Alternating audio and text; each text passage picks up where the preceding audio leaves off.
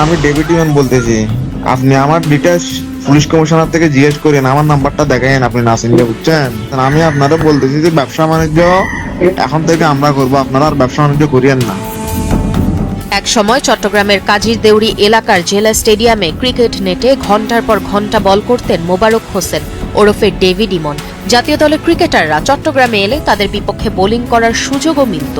কোচদের মতে বাঁহাতি স্পিনার হিসেবে তার ভালো সম্ভাবনা ছিল, স্বপ্ন ছিল বড় ক্রিকেটার হওয়ার। কিন্তু কয়েক বছরের ব্যবধানে সেই স্বপ্ন হারিয়ে যায়। ক্রিকেট মাঠ ছেড়ে তিনি জড়িয়ে পড়েন অপরাধ জগতে, হয়ে ওঠেন চট্টগ্রামের শীর্ষ সন্ত্রাসী সাজ্জাদ বাহিনীর সদস্য। হত্যা, চাঁদাবাজি ও অবৈধ অস্ত্র রাখায় একাধিক মামলা হয় তার নামে। ব্যবসায়ী প্রবাসীদের বিদেশি নম্বর থেকে ফোন করে কোটি কোটি টাকা চাঁদা দাবির অভিযোগ রয়েছে তার বিরুদ্ধে। ফোনের ওপাশের সেই কণ্ঠই একসময় চট্টগ্রামে আতঙ্কের নাম হয়ে ওঠে। মাত্র কয়েক বছরে ইমনের বিরুদ্ধে 15টি মামলা হয়। গত মঙ্গলবার রাতে ভারতে পালিয়ে যাওয়ার সময় যশোর সীমান্ত এলাকা থেকে তাকে গ্রেপ্তার করে পুলিশ। চট্টগ্রাম রেঞ্জের অতিরিক্ত উপমহাপরিদর্শক নাজিমুল হক প্রথম আলোকে বলেন, 4 দিন আগে যশোর সীমান্ত দিয়ে দেশে ঢুকছিলেন ইমন। পুলিশি অভিযানের তথ্য পেয়ে তিনি আবার ভারতে ফিরে যাওয়ার চেষ্টা করছিলেন, তখনই তাকে গ্রেপ্তার করা হয়। পুলিশের কাছে তথ্য রয়েছে তার কাছে দেশি ও বিদেশি 2টি পাসপোর্ট ছিল এবং তিনি নিয়মিত ভারতে যাতায়াত করতেন। 5 আগস্ট পরবর্তী সময়ে সন্ত্রাসী ছোট সাজ্জাদের আশ্রয়ে সে দুর্ধর্ষ সন্ত্রাসী হয়ে ওঠে। ছোট সাজ্জাদ গ্রেপ্তার হওয়ার পরে তার অপরাধ জগতের নিয়ন্ত্রণ নেয় ইমন। অবশেষে বুধবার সকালে তাকে যশোর জেলা পুলিশের সহায়তায় ঝিকরগাছা থেকে গ্রেপ্তার করে চট্টগ্রাম জেলা পুলিশ। চট্টগ্রামের ফটিকছড়ি উপজেলার কাঞ্চননগর এলাকার বাসিন্দা ইমন 2 ভাই ও 2 বোনের মধ্যে বড়। তার বাবা মোহাম্মদ মুসা ওমান প্রবাসী ছিলেন।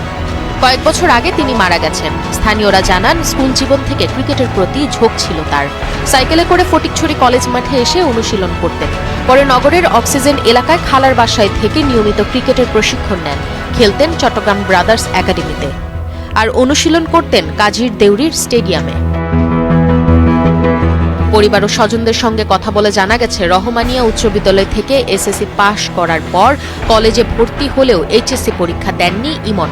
2020 সালে করোনার পর তিনি ছাত্রলীগের রাজনীতিতে সক্রিয় হন এবং চট্টগ্রাম উত্তর জেলা ছাত্রলীগের সাবেক সাধারণ সম্পাদক আবু তৈয়বের ঘনিষ্ঠ হন। 2022 সালে তিনি ওমানে যান। প্রায় বছর খানেক পর দেশে ফিরে আসেন।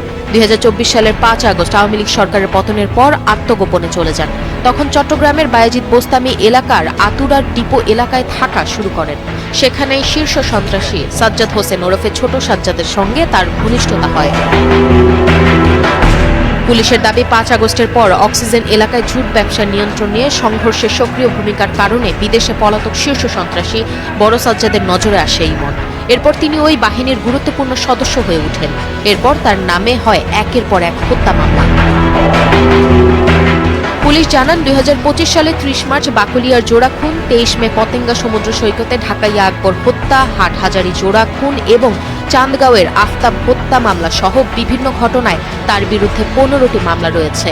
2024 সালে 5 আগস্টের পর থানা থেকে লুট হওয়া 15 থেকে 20টি অস্ত্র হাতে তার একটি ছবিও সামাজিক যোগাযোগ মাধ্যমে ছড়িয়ে পড়ে। পুলিশ জানায়, অস্ত্র চালানোয় ইমন দক্ষ ছিলেন। বাকলিয়ার জোড়া খুনের ঘটনায় মোটরসাইকেল ভাড়া ও হামলাকারীদের সমন্বয়ের দায়িত্ব তার ছিল।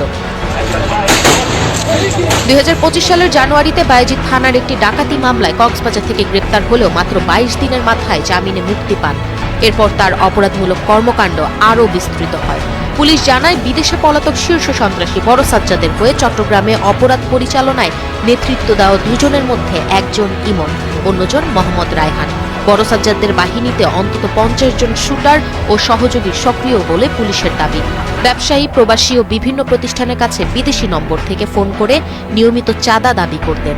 নিজেকে ডেভিড ইমন পরিচয় দিয়ে তিনি বলেন, ব্যবসা করতে হলে তাকে এই অর্থ দিতে হবে। আমি ডেভিড ইমান বলতেছি। আপনি আমার ডিটেলস পুলিশ কমিশনার থেকে জিজ্ঞেস করেন, আমার নাম্বারটা দেখাইন আপনি নাসিমকে, বুঝছেন? আপনি হয়তো সিনিয়র না সিনিয়র মতো করতেছেন। আমি আপনারও বলতেছি যে ব্যবসা বাণিজ্য এখন থেকে আমরা করবো, আপনারা আর ব্যবসা বাণিজ্য করিয়েন না। ব্যবসা বাণিজ্য যদি করেন, স্মার্ট গ্রুপের মুজিবের ঘরে কি হয়েছে তো দেখছেন।